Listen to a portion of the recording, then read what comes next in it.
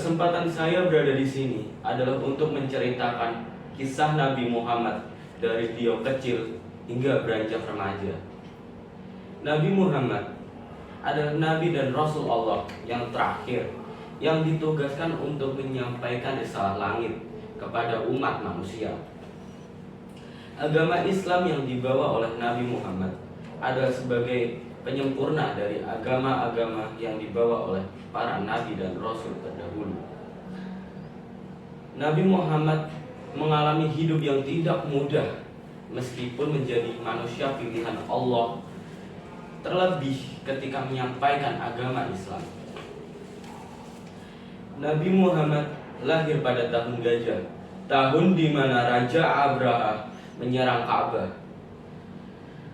Banyak kejadian luar biasa dan ajaib sesaat setelah dan sebelum Nabi lahir.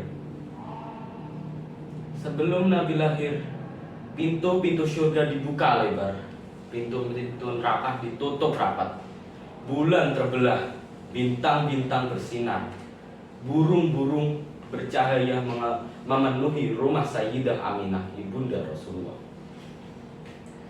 Sesaat setelah Nabi lahir, jin tidak dapat lagi mengintip berita langit. Ars bergetar hebat. Seluruh langit dipenuhi oleh cahaya. Nama Muhammad bukanlah nama pemberian manusia.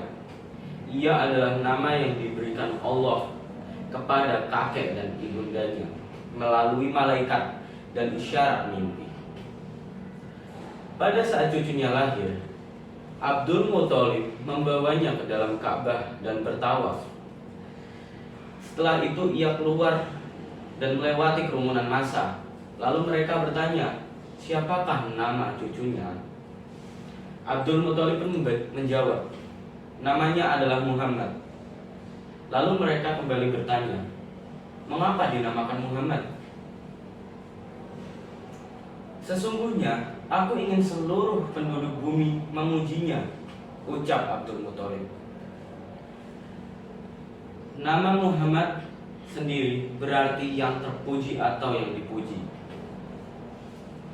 Masa kecil Nabi Muhammad adalah yatim piatu. Beliau ditinggalkan ayahnya wafat saat masih di dalam kandungan, dan ditinggalkan wafat oleh ibundanya saat berusia 6 tahun.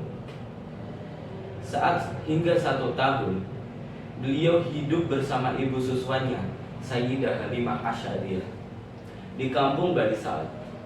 Pada masa itu, masyarakat Arab kota memiliki kebiasaan untuk menitipkan anak-anak mereka yang baru lahir kepada perempuan desa dan gurun untuk disusui.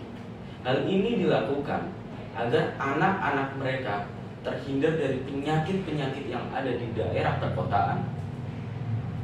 Dengan demikian, masa kecil Nabi Muhammad adalah berada di kampung Bani Sa'ad bersama ibu susuannya, Halimah Asy'ariyah.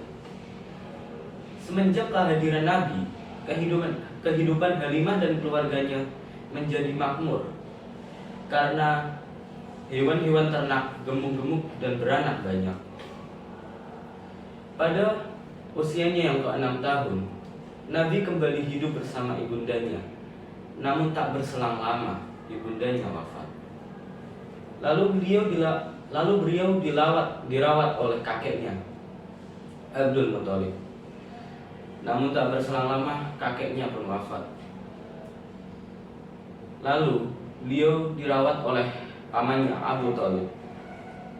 Pada usianya yang ke-8 tahun, Nabi memutuskan untuk bekerja mengembala kambing milik orang kaya Mekah. Ada 3 alasan mengapa Nabi memutuskan untuk memulai bekerja.